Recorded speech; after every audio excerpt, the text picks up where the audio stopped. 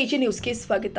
ಅಖಿಲ ಭಾರತ ಕಟ್ಟಡ ಕಟ್ಟುವ ಮತ್ತು ಇತರೆ ನಿರ್ಮಾಣ ಕಾರ್ಮಿಕರ ಒಕ್ಕೂಟದ ವತಿಯಿಂದ ಜಿಲ್ಲಾಧಿಕಾರಿಗಳ ಕಾರ್ಯಾಲಯದ ಮುಂಭಾಗದಲ್ಲಿ ಪ್ರತಿಭಟನೆ ಮಾಡಲಾಗಿದೆ. ರಟ್ಟೆಯ ಶಕ್ತಿಯನ್ನೇ ನಂಬಿ ಬದುಕು ಕಟ್ಟಿಕೊಂಡಿರುವ ಕಟ್ಟಡ ನಿರ್ಮಾಣ ಕಾರ್ಮಿಕರು ಬಿಡುವಿಲ್ಲದೆ ಮಡಿಯುವ ಕಷ್ಟಜೀವಿಗಳು, ಅತ್ಯಂತ ಕಠಿಣ ಪರಿಶ್ರಮಿಗಳು. ಕಟ್ಟಡ ನಿರ್ಮಾಣ ಹಂತದಲ್ಲಿ ಇರುವಾಗ ಅನೇಕ ಅಂತಸ್ತುಗಳಲ್ಲಿ ತಮ್ಮ ಜೀವದ ಹಂಗನ್ನು ತೊರೆದು ಕೆಲಸ ಮಾಡ್ತಾರೆ. ಆದ್ರೆ ಇವರಿಗೆ ಕೆಲಸದ ಭದ್ರತೆ ಇಲ್ಲ. ಅದೆಷ್ಟೋ ಕಾರ್ಮಿಕರಿಗೆ ವಾಸ ಮಾಡಲು ಮನೆಯಿಲ್ಲ. ಉದ್ಯೋಗ ಅರಸಿ ಎರಡೊಪ್ಪತ್ತಿಗಾಗಿ ದೂರದ ನಗರಗಳಿಗೆ ವಲಸೆ ಹೋಗುತ್ತಿದ್ದಾರೆ. ಸಾಮಾಜಿಕ ಭದ್ರತಾ ಮಂಡಳಿಯಿಂದ ಸಿಗುವ ಸೌಲಭ್ಯದಿಂದ ವಂಚಿತರಾಗಿರುವ ಶೇಕಡ 40% ಕಾರ್ಮಿಕರಿಗೆ ಕಾರ್ಮಿಕ ಇಲಾಖೆಯಲ್ಲಿ ನೋಂದಣಿ ಇರುವುದಿಲ್ಲ. ಶೇಕಡ 80% ಕಟ್ಟಡ ಕಾರ್ಮಿಕರು ಬಡತನ ರೇಖೆಗಿಂತ ಕೆಳಗಿನವರಾಗಿದ್ದು ಅನಕ್ಷರಸ್ಥರಾಗಿದ್ದಾರೆ. ಕೃಷಿ ವಲಯ ಬಿಟ್ಟರೆ ಕಟ್ಟಡ ಕಾರ್ಮಿಕ ವಲಯ ಎರಡನೇ ಅತಿ ದೊಡ್ಡ ದುಡಿಯುವ ಜನರ ಸಮುದಾಯವಾಗಿದೆ. ಬಡತನ ರೇಖೆಗಿಂತ ಕೆಳಗಿರುವ ಹಾಗೂ ಮಧ್ಯಮ ವರ್ಗದ ಜನ ಕಟ್ಟಡ ಕಾರ್ಮಿಕರಾಗಿ ದುಡಿಯುತ್ತಿದೆ ಎಂದು ತಮ್ಮ ಸನ್ನಿಧಿಯಲ್ಲಿ ತಮ್ಮ ಗಮನಕ್ಕೆ ತಂದಿದ್ದೀವಿ. ಅಖಿಲ ಭಾರತ ಕಟ್ಟಡ ನಿರ್ಮಾಣ ಕಾರ್ಮಿಕರ ಒಕ್ಕೂಟ ರಾಷ್ಟ್ರೀಯ ಸಾಮಾನ್ಯ ಮಂಡಳಿಯ ಸಭೆಯಲ್ಲಿ ಅಂಗೀಕರಿಸಲಾದ ನಿರ್ಣಯಗಳ ಆಧಾರದ ಮೇಲೆ ಕಟ್ಟಡ ಹಾಗೂ ಇತರೆ ನಿರ್ಮಾಣ ಕಾರ್ಮಿಕರು ಈ ಪ್ರಾತಿನಿಧ್ಯದ ಮೂಲಕ ಈ ಕೆಳಗಾಣಿಸಿದ ಬೇಡಿಕೆಗಳ ಶೀಘ್ರ ಪರಿಹಾರಕ್ಕಾಗಿ ತಮ್ಮ ಸ್ವಾಧಿಯಲ್ಲಿ ಮಂಡಿಸ್ತಾ ಇದ್ದೇವೆ ಎಂದಿದ್ದಾರೆ. ಕಾರ್ಮಿಕರು ತಮ್ಮ ಹಕ್ಕುಗಳಿಗಾಗಿ ದೀರ್ಘಕಾಲದ ಹೋರಾಟದ ಪರಿಣಾಮವಾಗಿ 1996ರಲ್ಲಿ ಭಾರತದ ಸಂಸತ್ತು ಕಟ್ಟಡ ಕಟ್ಟುವ ಇತರೆ ನಿರ್ಮಾಣ ಕಾರ್ಮಿಕರ ಕಲ್ಯಾಣಕ್ಕಾಗಿ ಕಾರ್ಮಿಕ ಕಲ್ಯಾಣ ಮಂಡಳಿ ರಚನೆ ಮಾಡಿದೆ. ವಿಪರ್ಯಾಸ ಅಂದ್ರೆ ಕಾರ್ಮಿಕ ಕಲ್ಯಾಣ ಮಂಡಳಿಯ ಸೌಲಭ್ಯವನ್ನ ಪಡೆಯುವ ಮೊದಲೇ ಇದನ್ನು ರದ್ದುಪಡಿಸಲಾಗಿದೆ. ಇದು ಕಾರ್ಮಿಕರಿಗೆ ತೀವ್ರ ಆಘಾತವನ್ನ ಉಂಟು ಮಾಡಿದೆ. ಇನ್ನು ಬೇಡಿಕೆಗಳನ್ನ ನೋಡೋದಾದ್ರೆ ಕಾರ್ಮಿಕ ರಕ್ಷಣೆಗಾಗಿ ಸಂಸತ್ತು 1923ರಿಂದ 1996ರ ಮಧ್ಯದಲ್ಲಿ ಜಾರಿಗೆ ತಂದಿರುವ 44 ಕಾರ್ಮಿಕ ಕಾನೂನುಗಳನ್ನು ಪುನರ್ ಸ್ಥಾಪಿಸಬೇಕು.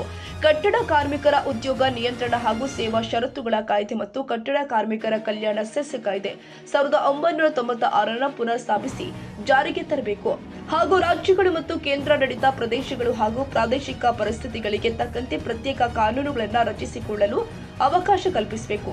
ಕಟ್ಟಡ ಕಾರ್ಮಿಕರಿಗೆ 36,000 ಕನಿಷ್ಠ ಮಾಸಿಕ ವೇತನ, 60 ವರ್ಷದ ನಂತರ 6,000 ಪಿಂಚಣಿ ಕೊಡಬೇಕು. ದೇಶಾದ್ಯಂತ ನಿರ್ಮಾಣ ಕಾರ್ಮಿಕರಿಗೆ ವರ್ಷಕ್ಕೆ 250 ದಿನಗಳು ಉದ್ಯೋಗ ಖಾತ್ರಿಯನ್ನು ಖಚಿತಪಡಿಸಬೇಕು.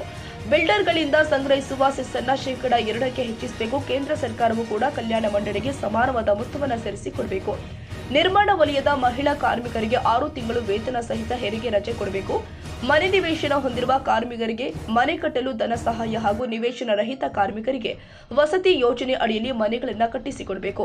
ರಾಜ್ಯ ಸರ್ಕಾರ ಎನ್ಜಿಒಗೆ ಕೊಟ್ಟಿರುವ ಸಂಚಾರಿ ನೋಂದಣಿ ನವೀಕರಣ ಹಾಗೂ ಪರಿಶೀಲನೆ ಇವುಗಳನ್ನು ರದ್ದುಗೊಳಿಸಿ ಪುನಃ ಕಾರ್ಮಿಕ ಇಲಾಖೆ ವಹಿಸಿಕೊಳ್ಳಬೇಕು.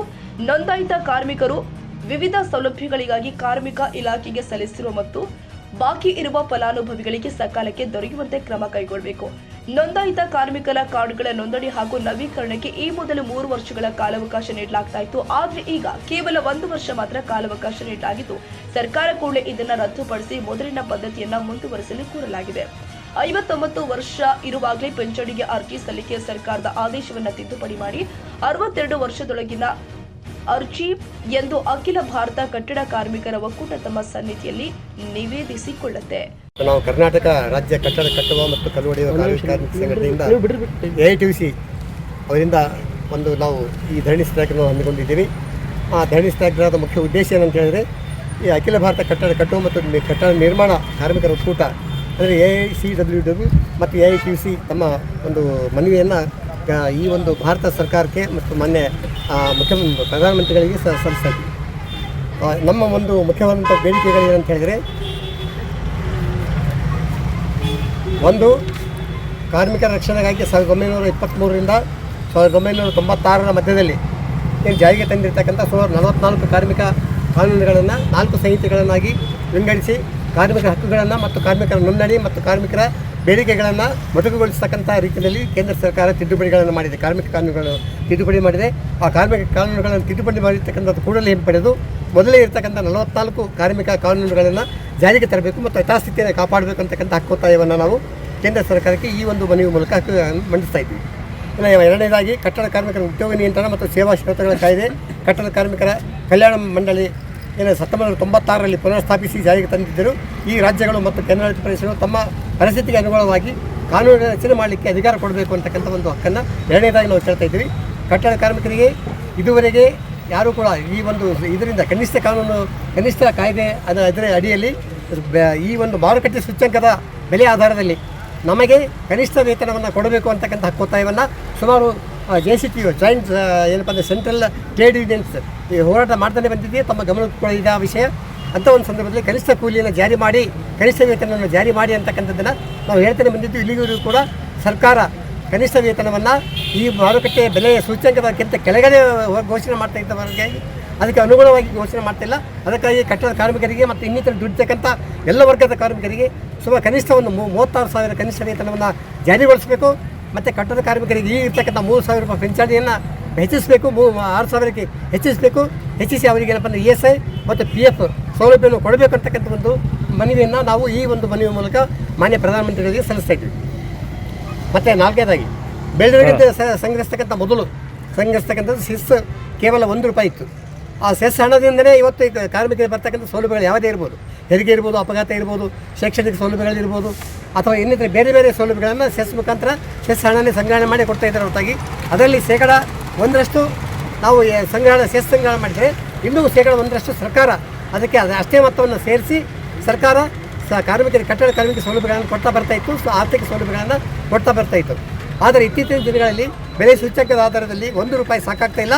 ಅದಕ್ಕಾಗಿ ಈ ಒಂದು ಸೆಸ್ಸಿನ ಒಂದು ಇದನ್ನು ₹2 ಹೆಚ್ಚಿಸಬೇಕಂತಕ್ಕಂಥ ಮನವಿಯನ್ನು ನಾವು ಕೊಡ್ತಾ ಇದ್ದೀವಿ. ಮತ್ತು 10 ಲಕ್ಷಕ್ಕಿಂತ ಹೆಚ್ಚು ಏನಪ್ಪ ಅಂದರೆ ಬೆಲೆಯನ್ನು ಹೊಂದಿರತಕ್ಕಂಥ ಕಟ್ಟಡಗಳನ್ನು ನಿರ್ಮಾಣ ಮಾಡ್ತಕ್ಕಂಥ ಸಂದರ್ಭದಲ್ಲಿ ಕಡ್ಡಾಯಗೊಳಿಸ್ತಕ್ಕಂಥದ್ದು ₹1 2 ಕಡ್ಡಾಯಗೊಳಿಸಿ ಅದನ್ನು ಕಡ್ಡಾಯಗೊಳಿಸೋ ಮುಖಾಂತರ ವಸೂಲಾತಿ ಮಾಡಬೇಕು ಸರ್ಕಾರ. ಎಷ್ಟೋ ಬಿಲ್ಡಿಂಗ್ಗಳಿಗೆ ಸಸ್ಯಗಳಿಲ್ಲ, ಸೆಸ್ ಇಲ್ಲದಲ್ಲಿ ಇದು ಮಾಡ್ತಾ ಇದ್ದಾರೆ. ಇದರಿಂದಾಗಿ ಕಲ್ಯಾಣ ಮಂಡಳಿಗೆ ಬರ್ತಕ್ಕಂಥ ಏನು ಸಂಗ್ರಹ ಆಗ್ತಕ್ಕಂಥ ಕಲ್ಯಾಣ ಮಂಡಳಿಗೆ ಬರ್ತಕ್ಕಂಥ ಸೆಸ್ ಹಣ ಕಡಿತ ಆಗ್ತಾ ಇದೆ.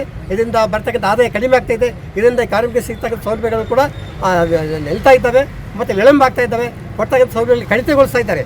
ಅದ ಕಾರಣಕ್ಕಾಗಿ ಅದನ್ನು ನಾವು ಮಾಡಬೇಕು. ಅದನ್ನು ₹2 ಹೆಚ್ಚಿಸಿ ಕಾರ್ಮಿಕರಿಗೆ ಇರ್ತಕ್ಕಂಥ ಸೌಲಭ್ಯಗಳನ್ನು ಕೊಡ್ತಕ್ಕಂಥದ್ದು ಶೀಘ್ರವಾಗಿ ಕೊಡ್ತಕ್ಕಂಥ ಸಕಾಲಕ್ಕೆ ಕೊಡಬೇಕಂತಕ್ಕಂಥ ಒಂದು ಹಕ್ಕೊತ್ತಾಯವನ್ನು ನಾವು ನಾಲ್ಕನೇದಾಗಿ ಕೇಳ್ತಾ ಇದ್ದೀವಿ. ನಿರ್ಮಾಣ ಮಂಡಳಿ ಕಾರ್ಮಿಕರಿಗೆ ವೇತನ ಭೀಮ್ರಾವ್ H. ಕದ್ರಾಪುರ್ಗೆ RTUC ಜಿಲ್ಲಾಧ್ಯಕ್ಷರು, ಕರ್ನಾಟಕ ರಾಜ್ಯ ಕಟ್ಟಡ ಕಟ್ಟುವ ಮತ್ತು ಕಲ್ಲು ಒಡೆಯುವ ಕ್ವಾರಿ ಕಾರ್ಮಿಕ ಸಂಘಟನೆ ಯಾದಗಿರಿ. ತಿಮ್ಮಯ್ಯ ತಳವಾರ್ ಜಿಲ್ಲಾ ಪ್ರಧಾನ ಕಾರ್ಯದರ್ಶಿ, ಕಟ್ಟಡ ಕಾರ್ಮಿಕ ಸಂಘಟನೆ ಯಾದಗಿರಿ. ತಿಮ್ಮಯ್ಯ ಮರಿಪ್ಪ ಡೊಣ್ಣಿಗೇರ ಗೌರವ ಅಧ್ಯಕ್ಷರು, ಕರ್ನಾಟಕ ರಾಜ್ಯ ಕಟ್ಟುವ ಮತ್ತು ಕಲ್ಲು ಒಡೆಯುವ ಕ್ವಾರಿ ಕಾರ್ಮಿಕ ಸಂಘಟನೆಯ ಸುರಪುರ. ದೇವೇಂದ್ರಪ್ಪ ಭೀಮಣ್ಣ ಗುಡಾಳಕೇರಿ ಅಧ್ಯಕ್ಷರು, ಕರ್ನಾಟಕ ರಾಜ್ಯ ಕಟ್ಟಡ ಕಟ್ಟುವ ಮತ್ತು ಕಲ್ಲು ಒಡೆಯುವ ಕ್ವಾರಿ ಕಾರ್ಮಿಕರ ಸಂಘಟನೆಯ ಸುರಪುರ. ದೇವೇಂದ್ರಪ್ಪ ಪತ್ತಾರಿಗೆ RTUC ಜಿಲ್ಲಾಧ್ಯಕ್ಷರು ಯಾದಗಿರಿ. ಇನ್ನು ಅನೇಕರು ಹಾಜರಿದ್ದರು. Nizamuddin Yadgir, AG news.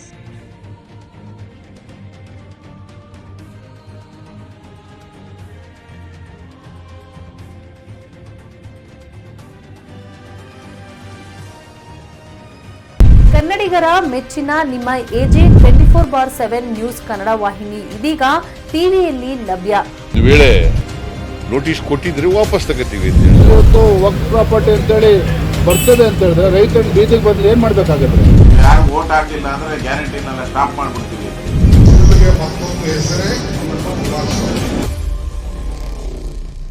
ಕರ್ನಾಟಕ ಮತ್ತು ದೇಶ ವಿದೇಶ 360 ಡಿಗ್ರಿ ಸುದ್ದಿ ಹಾಗೂ ಉತ್ತರ ಕರ್ನಾಟಕ, ಬೆಳಗಾವಿ, ಬಾಗಲಕೋಟೆ, ಧಾರವಾಡ, ಹಾವೇರಿ, ಗದಗ, ಬಿಜಾಪುರ ಜಿಲ್ಲೆಯ ಕ್ಷಣ ಕ್ಷಣದ ವಿವರವನ್ನ ಪಡೆಯುವುದಕ್ಕೆ AG 24/7 ನ್ಯೂಸ್ ಕನ್ನಡ ವಾಹಿನಿಯನ್ನ ಲೈಕ್ ಮಾಡಿ, ವಿಡಿಯೋಗಳನ್ನ ಶೇರ್ ಮಾಡಿ, ಕಮೆಂಟ್ ಮಾಡುವ ಮೂಲಕ ನಮ್ಮ ವಾಹಿನಿಗೆ ಸಹಕಾರ ನೀಡಿ ಮತ್ತು ಚಾನೆಲ್ ಅನ್ನ ಸಬ್ಸ್ಕ್ರೈಬ್ ಮಾಡಿ.